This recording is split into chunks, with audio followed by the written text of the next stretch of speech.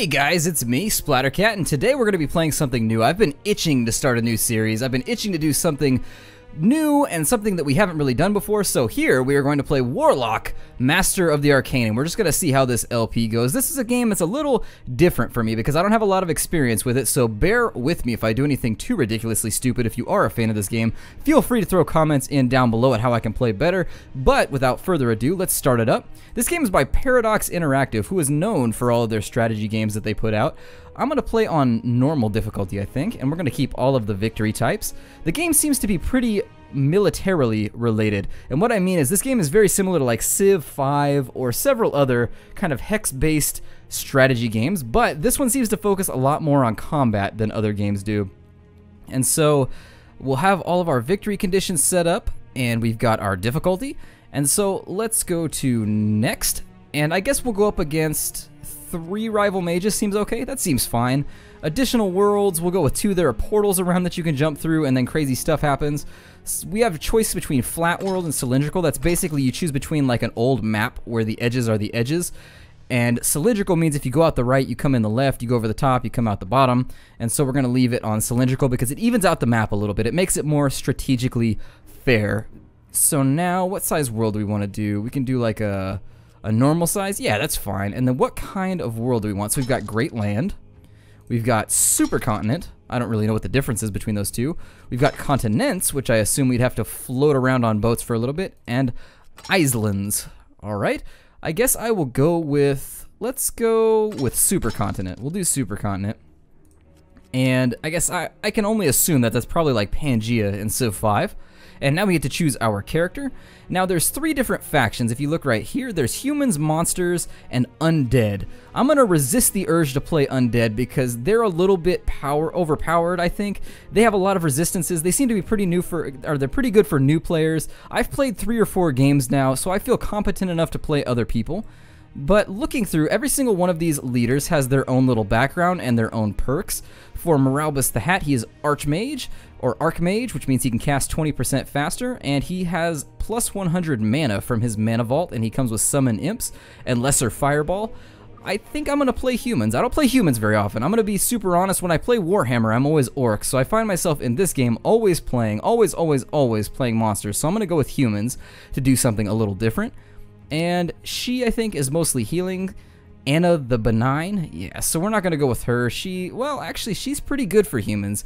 There's a couple resources, and I actually really like how streamlined the resources are, but we'll talk about those in just a moment.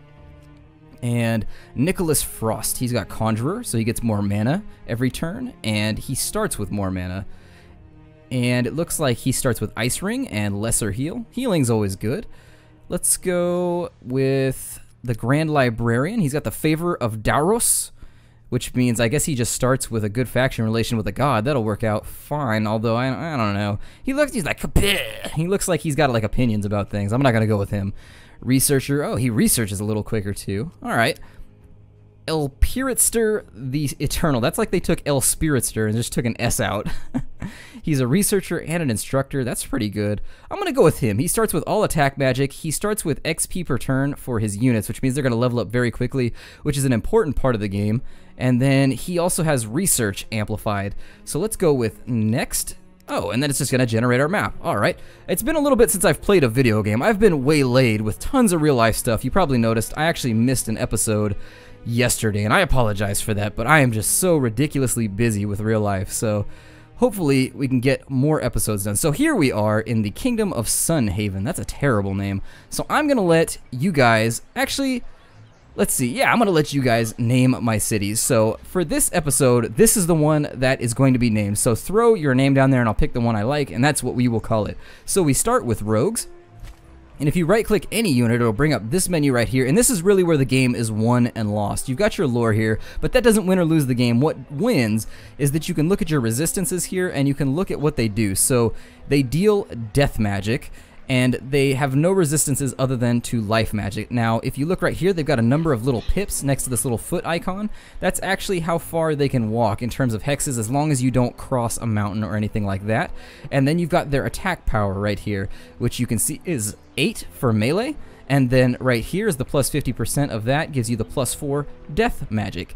And then we've also got a troop of hunters. And so let's take a look around. Let's zoom out a little bit. We got pigs here, which are good. They give you basically the special tiles in this game are a little different than they are in Civ. In Civ, the special tiles give you access to extra production of certain things, or they give you commodities and things of that nature. In this game, you can build stuff on them. Now, we have iron very close to us, which is amazing. That iron is going to be very useful to us in the future. And what are our hunters good at?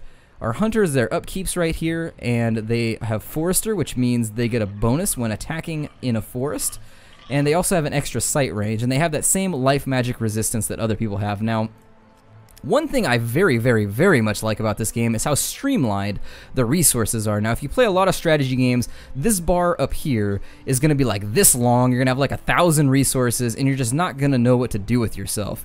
This game's got it trimmed down to gold, food, and mana, and the different armies seem to focus on different things. Mana is the main attribute, or the main kind of thing that the undead need. Food and gold seem to be shared pretty frequently with humans and monsters. They seem to favor both, with humans favoring gold a bit more and monsters favoring food a bit more. And that's kind of the spread of how the resources work. Now, I am playing a very vanilla version of this game. I haven't had the opportunity or the cash to buy all of the expansions. There are a lot, and I've heard that they make the game much more robust. But we're going to start by just scouting a little bit. So let's take a look around. You always want to move little by little in this game because it's easy to end up next to groups of things that want to kill you. And so right here we've got a neutral city. So it's a neutral undead city, and they are right next to our borders. So we're probably going to have to deal with them early on in the game, so we'll keep them kind of tabbed. I play this game very aggressive, so if you don't like aggressive stylings, you may not like this very much. They are by default aggressive with us. Now, they won't come in and attack our stuff outright normally, but if we get anywhere near their borders, they will sally out and decide to try and fight with us. So we'll stay away from them for now until we get an actual military force built up. Let's take our scouts and we'll take a look around here. And there's some monster-eating spiders there. We'll right-click them. And they've got pretty good attack. They've got poison just like we do, and their HP is 15. What is our HP? We've got 19, so they would probably put up a pretty good fight, so we're not even going to focus on them right now. Hopefully they don't come over here to meet with us, which I'm thinking they actually very well might. I wasn't paying attention very well to my surroundings, so they're probably going to get attacked by somebody in the next turn. And we'll go ahead and cancel out of them. Now let's take a look at the City tab. The City tab is where a lot of the game takes place as well. So our production of gold is fine. Our production of food is good. You can see that underneath each of these it talks about which city we're getting the gold from, which city we're getting the food from, which city we're getting the mana from, and which cities we're getting our research from. Now, what I want to build first, since we're going to need tons of food and tons of gold, you really want to decide on what your city's going to do early. So I think what I'm going to do is I'm going to focus our capital on just producing units. So the first thing I'm going to do is let's drop a, I guess I'll do a smithy. Well, let's not do a smithy first. Let's actually make sure that we have what we need for the foreseeable future. So we already have a farm, which you can see here is producing 3 food for us. We've got a market, which is giving us 4 gold a turn, and we've got a warriors guild, so we can train warriors. I am going to train a warrior first and foremost, so that we are ready to roll with some kind of military force. You'll see it queues it up here with 3 turns until it comes up. And so now we've got warriors training, just clicking up here. Their upkeep's going to be -1 to our gold and -1 to our food, so we'll have to keep an eye on that. Now, the first building that I'm going to build is very likely to be a farm, just to make sure. We're going to use this grassy plain right here because it gets extra production, and I just want to make sure in the early game we're going to have enough food to build up our forces. And so now that that's out of the way, it's going to give us a notification down here to start our research. Throughout the course of the game, another mechanic is you're going to be researching magical spells, and these are the primary way that the wizards are going to fight with each other and kind of change the odds of battle. You'll see here that we've got range resistance, which is going to give us a little bit of ranged damage resistance. Obviously, we've got melee or elemental resistance, so that's going to protect us from magic. We've got just the good old-fashioned fireball down here, which every mage, I think, should focus on throwing a fireball every now and again. I would focus very much on the old pyroclastics and the pyromantic displays if I was a wizard, but that's because, you know, I'm a bit of a hothead, so it just makes sense. We've got healing here, so we can heal our units if they get wounded, and then we've got wind walking.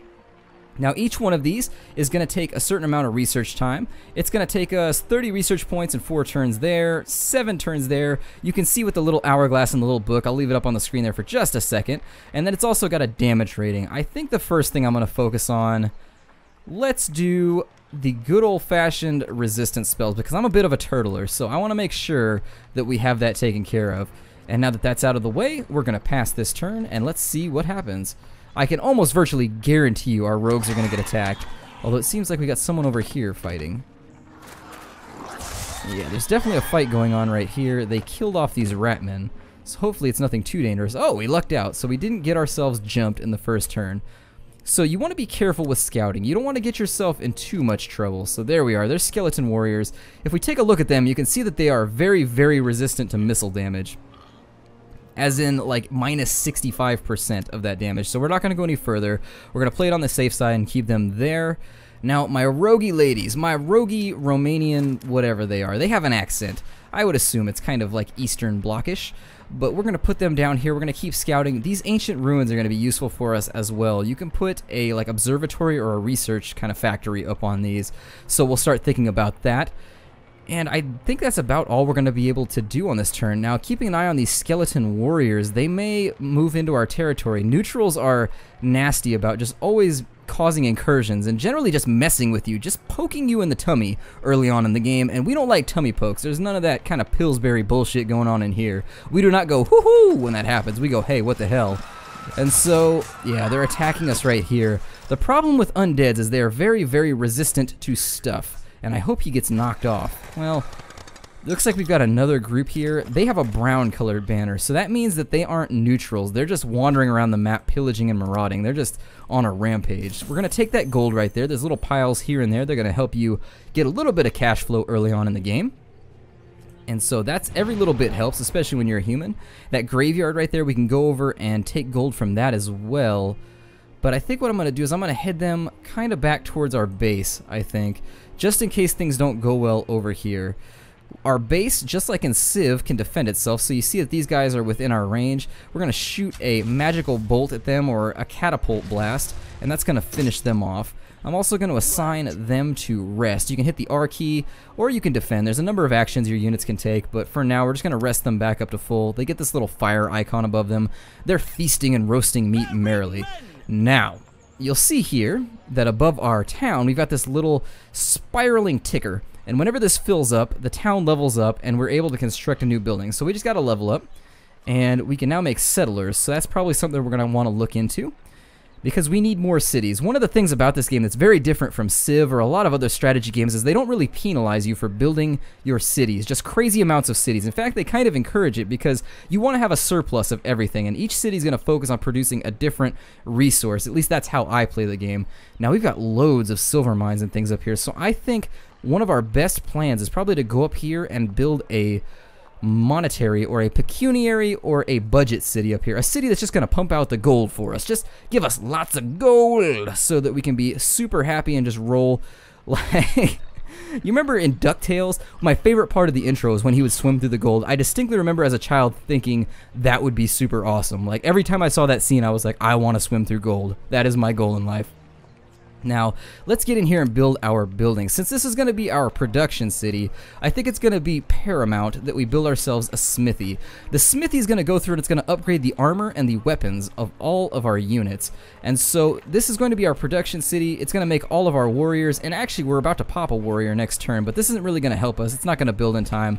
That's something I probably should have thought of beforehand, but we'll just drop it right there. No particular reason I put it right there. Some of the tiles have bonuses, so I try to keep those open for the buildings that gain the bonuses from them. So I try to keep the grass open so that if we put down a farm, the nice thing is that if you put down a farm and you're not using the extra food, it converts it into gold. So you'll see we have a 5.6 surplus right here. That means it gives us an extra 2.8. There we go. We get an extra 2.8. from our food surplus. So you get half of your surplus in gold if you aren't using it. So that's pretty cool. That's another feature that I really like in this game. And let's pass this turn. Now hopefully we don't run into, we probably will, the map is not super large, so we'll probably run into another force pretty quickly here on out. I'm going to try and keep this episode to about 25 to 30 minutes per go, because I don't want to burn you guys out on this one. These games can be kind of dry. And unfortunately, they're not completely healed yet, but I'm willing to bet. They have 18 out of 19. They regenerate a little bit each turn. So let's move them over to here to get ready to fight with those spiders and get them out of the way for our new city. We're going to do the same thing with our hunters. We're going to move them over here, using up as much of their movement as possible to get them in position.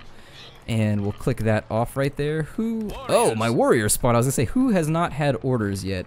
My warriors. So I guess we'll go over here and we'll set up, and we will really hope that these spiders attack us. Aside from that, let me go back to Sunhaven. Let's get some settlers going. Hopefully we get a quest to build a city. There are quests in this game. It randomly assigns them here and there. Hopefully we get a quest pretty soon that will allow us to get a little bit of extra money for the city we're going to build anyways. And with that, let's end turn number 2. Oh, it looks like the spiders were fighting with various combatants of the Orcish army. I didn't get a chance to see before they walked off screen. I wasn't paying attention too well. I didn't get a chance to take a look and see if perhaps... The new spell research is Oh, our spell is complete, so we've now got, I think I did ranged resistance? Yes, just in case we fought against any really heavily ranged armies. Let's move her up here, and we'll have her finish off the spiders, and when we take out the den, we'll get a little bit of gold. I like that little toss-up of gold thing. Anything that involves gold, I'm pretty happy about, to be honest. And now let's take our warriors, and let's press a little deeper out into here.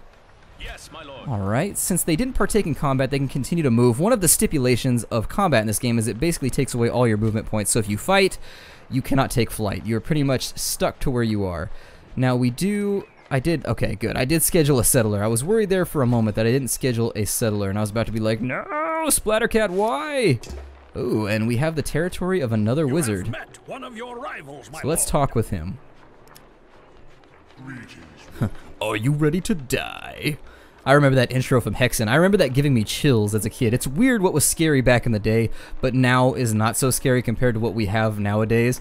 Like, I remember that intro in Hexen just sending a shiver down my spine.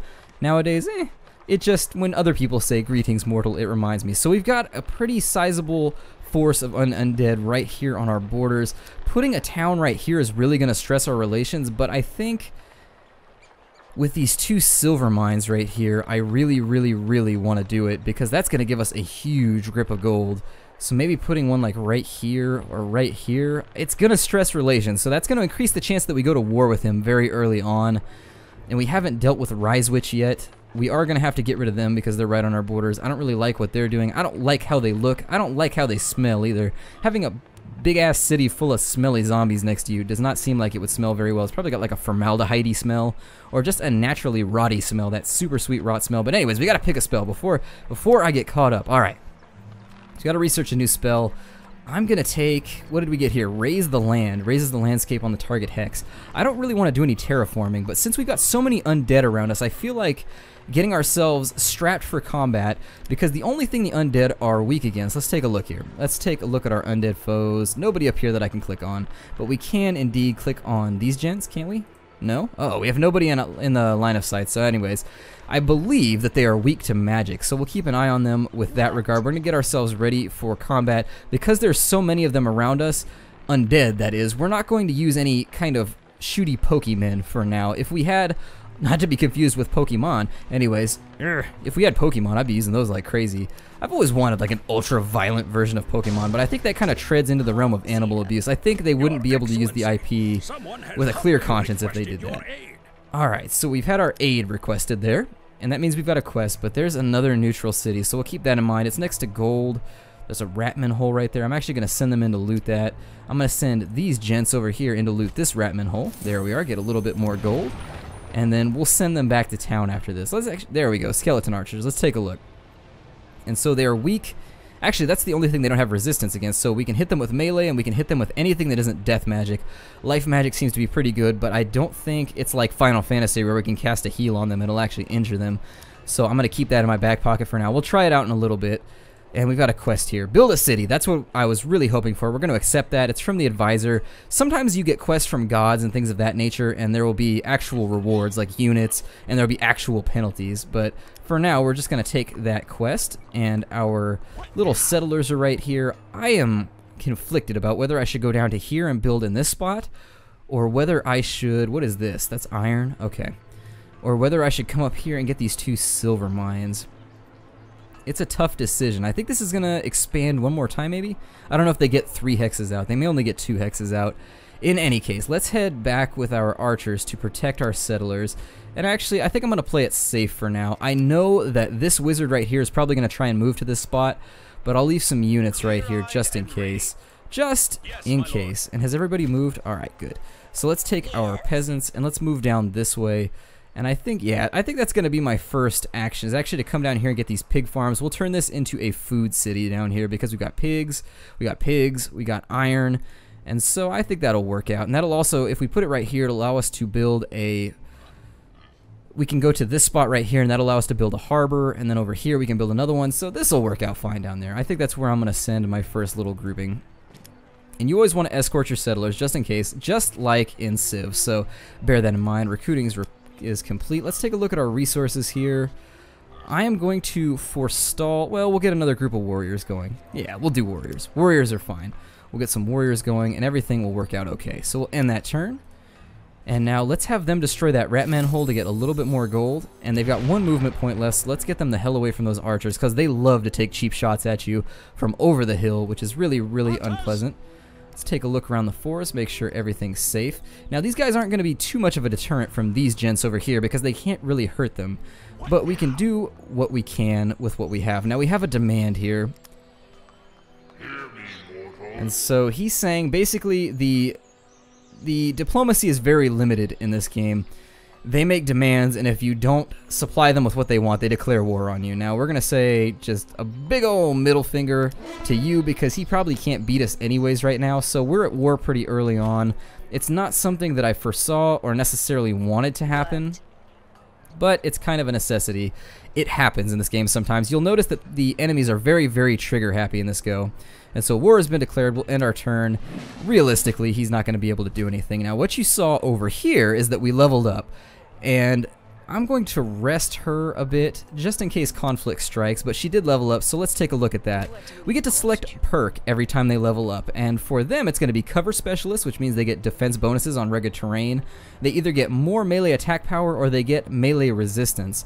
I'm going to go with melee attack power, just because I'm an attacky kind of guy, and although I said that I like to be turtley, I'm going to go against that urge. I'm going to try and play kind of aggressive this time.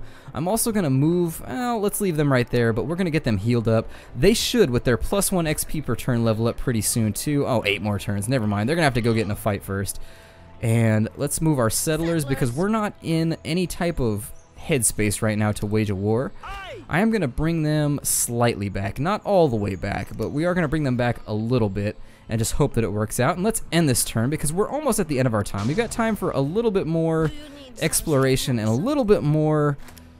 Ooh, we've got a busted caravan over here, so let's get ourselves some freebie gold, because what is better than free gold? Not much. They say that a free lunch is a great thing. Well, free gold has got to be even better, because how many lunches can you buy with a free gold stack?